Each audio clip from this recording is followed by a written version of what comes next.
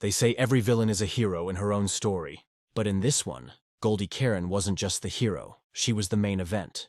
The drama, the headline, and the disaster all rolled into one.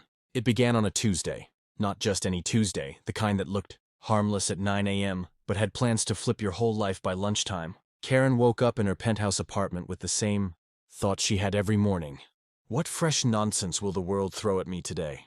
Only this time, the world was asking the exact same question about her. She sipped her oat milk latte by the window, the city skyline glittering like it was posing for her approval. Goldie Karen didn't just live in the city. She owned it, or so she believed. She had opinions on everything. The coffee was too bitter. The sidewalks were too dusty. The pigeons had a bad attitude. But at 10:13 a.m., something unthinkable happened. Her favorite boutique, the one that reserved the newest arrivals just for her, had the audacity to sell her gold-sequined blazer to someone else. Karen froze. Time stopped. Somewhere a violin screeched.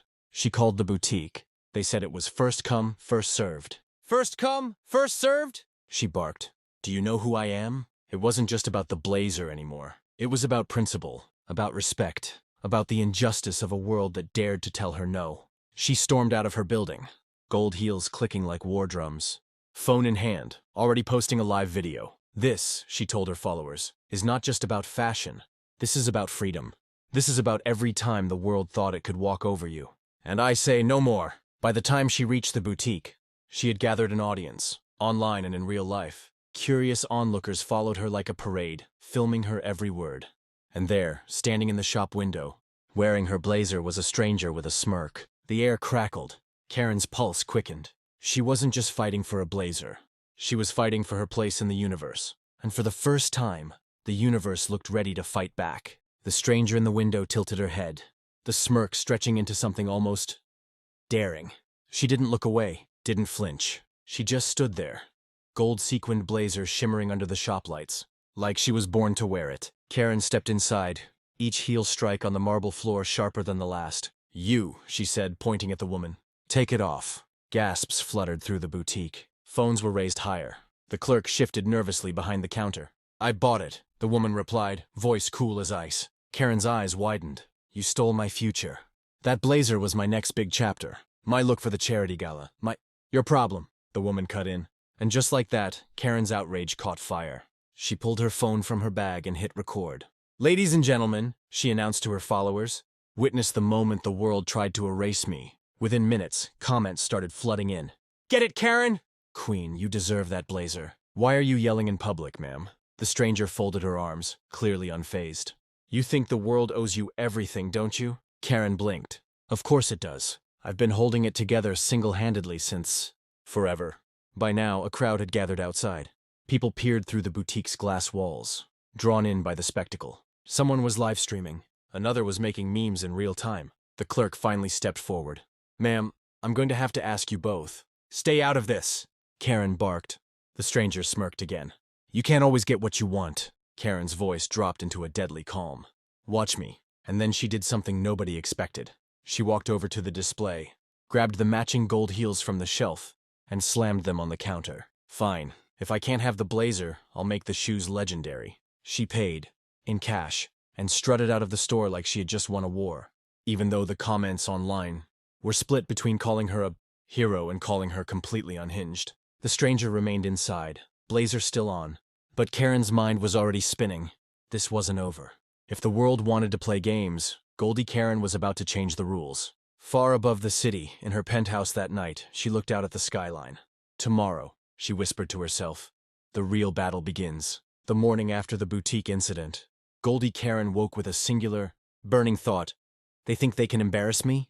The sun poured through her floor-to-ceiling windows, painting her golden hair in a halo of light. Ironic, considering she was plotting a full-scale retaliation. She didn't just want to win against the stranger in the blazer. She wanted the entire city to know that crossing her came with consequences. By 9 a.m., she was live on every platform she owned. I'm calling this the respect revolution, she announced, sipping her oat milk latte like it was champagne. This isn't just my fight. This is for everyone who's ever been cut in line, ignored by a waiter, or, heaven forbid, denied a refund. Comments exploded. Queen, go off. This is unhinged, but I'm living for it. Ma'am, please log off. Karen ignored the last one. She was already making a list. Her first stop, the bakery down the street, the one that always accidentally gave her the smaller croissant. Today, she would demand the largest one, even if it meant holding up the line. The moment she stepped inside, the room went tense. People recognized her from the live streams. Someone whispered, "It's her." Karen smiled. "Don't be shy, darlings. You're about to witness history." The cashier, a nervous young man, handed her a plain bag. Karen peered inside. "A small croissant." She slid the bag back. "Try again. The largest one." "This is a revolution, not a snack." Phones came out. Videos started rolling. Someone from the back shouted, "You're the blazer lady." Karen straightened her gold cardigan. "Yes, and I'm just getting started." By noon, she'd visited 6 places. She refused to pay a parking ticket, claiming the city owed her emotional damages. She marched into a florist and demanded they rename a bouquet after her. She stood in the middle of a cafe, reading aloud a bill of Karen rights she'd typed that morning. News outlets began picking it up. Headline: Goldie Karen declares war on injustice and on everyone else. Some people cheered her on. Others rolled their eyes. But one thing was clear. She had gone from a petty, boutique quarrel to a full-scale, public crusade. And somewhere, in a quiet apartment across town, the woman in the gold blazer scrolled through her phone, smiled and whispered, "Game on." By Thursday morning, Goldie Karen's Respect Revolution had taken over the city. Her face was everywhere. On phones, on news tickers, even on a hastily printed "No Service to Karen" sign outside a coffee shop. And yet she felt unstoppable, until she opened her door. There, on the welcome mat of her penthouse, sat a black box tied with a gold ribbon. Karen bent down, curious. Inside, folded with surgical precision, was a photo of her, taken yesterday at the bakery, mid-demand for the largest croissant. Scrawled across it in gold ink, "Nice heels. Shame about the blazer." Karen's eyes narrowed. It was her, the stranger, the woman who had started all this. At 11:45 a.m., Karen's phone buzzed. A live stream request from an account named Are the Real Gold. She accepted. The screen split. On the other side was the woman in the gold blazer, looking like she'd stepped out of a fashion campaign. Hair perfect, blazer gleaming under studio lights. "Hello, Karen," she purred. Karen straightened. "Enjoying my blazer?" The woman smirked. "Immensely. But it's not about the blazer anymore, is it?" The city watched as the two locked eyes through their screens. The woman in gold leaned closer to her camera. "You've made quite a mess this week. Croissant Rayo. Traffic jams. Florists in tears. Impressive. In a childish sort of way." Karen scoffed. "You think you can outshine me?" "I already have," the woman replied. Then she dropped the real bombshell. This Saturday, the grand gala at the Metropolis Hotel. 1 gold blazer. 1 gold cardigan. 1 winner. Loser never shows her face in this city again. Karen's jaw tightened. "You're on." By evening, the challenge was trending worldwide. Hashtags, memes, countdown timers. People were picking sides. Your Team Karen or D-Team Gold? Fashion blogs called it the Glitter War. News anchors compared it to a modern-day duel, minus the swords. Karen spent the night planning her outfit. This wasn't just about clothes. It was about pride. About proving she could take on anyone, anywhere. But across the city, the woman in gold was planning too. And unlike Karen, she wasn't just thinking about fashion. She was thinking about victory. The city had chosen its battlefield. The world was watching. And only one woman would walk away in gold. The Metropolis Hotel had never seen a night like this. Floodlights cut through the city haze. Paparazzi lined the velvet ropes. And inside, the ballroom glittered like a galaxy of chandeliers. But no one cared about the decor. They were here for one thing. Goldie Karen versus the woman in gold. Karen arrived first. Gold heels clicking against marble. Gold cardigan catching the light with every step.